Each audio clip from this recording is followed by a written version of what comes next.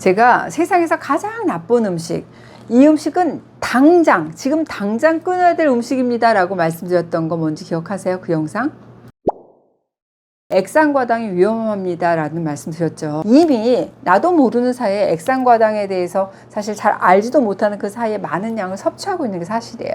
이 액상과당의 문제점, 그리고 우리가 액상과당을 피하기 위해서 반드시 이거 확인하셔야 됩니다 하는 포인트 알려드리려고 합니다.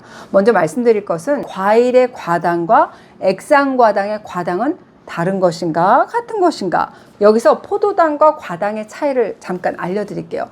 포도당은 채소 과일에 많고 특히 포도 과즙에 많아서 포도당이라고 얘기를 합니다. 우리 신체의 가장 기본적인 에너지 공급원으로 전신에 걸쳐서 사용되지만 뇌는 아주 특별한 경우를 제외하고는 오로지 포도당, 이 포도당만을 에너지 근원으로 쓰기 때문에 포도당 굉장히 중요하죠.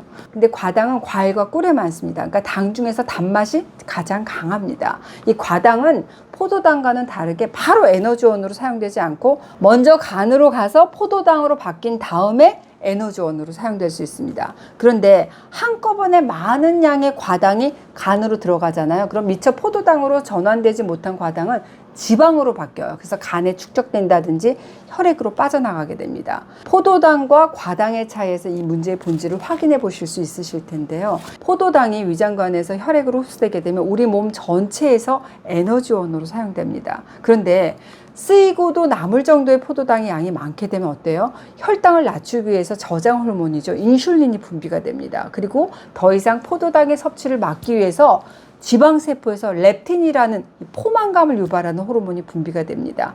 야, 이제 충분하니까 이제 그만 먹어 라는 신호인 거죠. 하지만 과당은 포도당과 다릅니다. 대사 과정 자체가 달라요. 그러니까 과당을 우리가 아무리 섭취해도 우리 몸에서 인슐린, 렙틴이 분비가 되지 않습니다. 포도당을 먹게 되면 전신의 에너지원으로 쓰인다고 말씀드렸죠. 근데 우리가 섭취한 과당은 일단 모두 다 이 간으로 갑니다. 거기서 포도당으로 분해되거나 미처 분해되지 못한 과당은 지방으로 저장이 되는데요. 여기서 이 과당의 치명적인 단점을 발견할 수 있습니다. 뭐냐?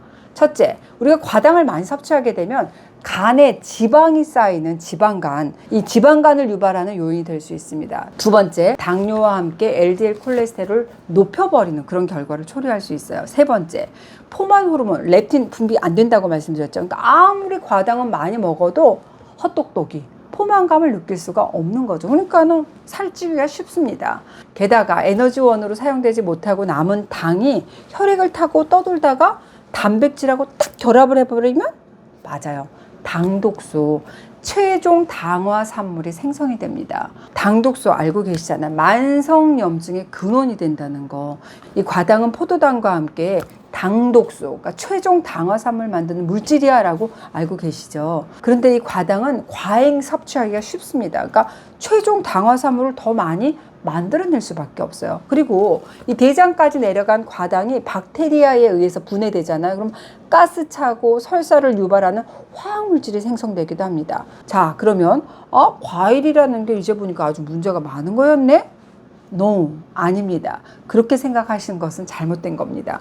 원래 과일의 과당 자체는 큰 문제가 되지 않습니다. 과당 외에도 다양한 영양소가 포함되어 있고 또 식이섬유, 이렇게 소화가 되지 않는 탄수화물과 함께 섭취하는 데다가 그 양이 매우 적기 때문에 건강에 그렇게 큰 위협이 될 정도는 아니에요.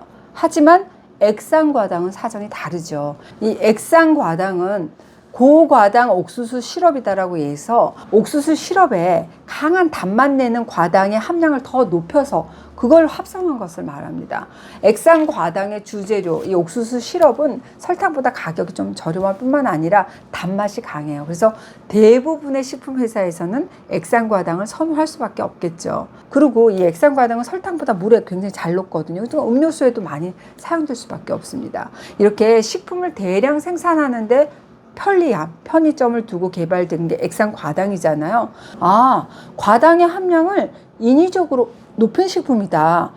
그러니까 이 과당으로 인해서 어때요? 지방간, 당뇨, 심혈관 질환, 여러 가지 성인병에 노출될 수 있어서 정말 주의가 필요합니다. 결국 과당이 문제가 되는 게 아니라 액상과당이 문제구나. 맞아요. 그렇다면 우리가 먹는 식품들 중에서 액상과당이 함유된 식품을 우리가 읽을 수 있어야겠죠. 자, 알려드리겠습니다. 액상과당에 들어가는 대표적인 식품이다라고 하면 탄산음료, 그리고 먹었을 때 단맛이 강한 음료를 들 수가 있겠습니다. 그 밖에도 아이스크림, 과자, 젤리, 요거트, 시리얼 이렇게 단맛 나는 거의 모든 가공식품에 이 액상과당이 들어간다고 볼 수 있어요. 빵 한번 생각해 볼까요? 빵 중에서도 좀 맛있는 끈적한 크림 있는 부분, 단팥 부분에도 액상과당 들어있고, 맛술에도 들어있고, 각종 소스, 어린이 음료, 그리고 간편 포장 반찬에도 액상과당이 들어있습니다.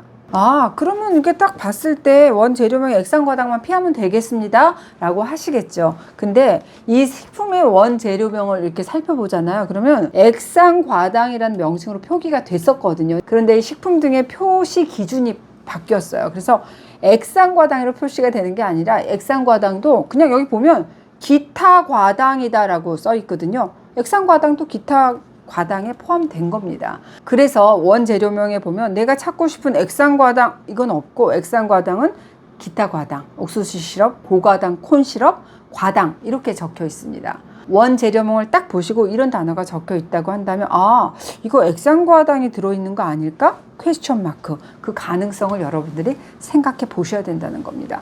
그 다음에 여러분들이 확인해 보실 게 바로 성분표의 당류입니다. 그러니까 성분표를 딱 보잖아요. 그러면 탄수화물 함량 아래에 여기 당류 함량 이렇게 따로따로 되어 있는 것을 보실 수가 있을 거예요. 이 당류는 포도당, 과당, 설탕처럼 물에 녹아서 단맛이 나는 모든 단당류하고 이당류를 말하거든요. 그러니까 섭취하게 되면 빠르게 내 몸에 흡수돼서 내 몸의 혈당을 높이는 당, 이걸 따로 표기해 둔 거죠. 액상과당이다 정직하게 안 적혀 있어도 액상과당의 여부, 어느 정도 들어있는지 함량을 우리가 파악해 볼 수 있다는 말입니다. 우리가 식품을 구입해서 먹는 이상 액상과당을 아예 먹지 않는 건 불가능에 가깝습니다. 그리고 액상과당이 좀 들어가 있는 맛있어요.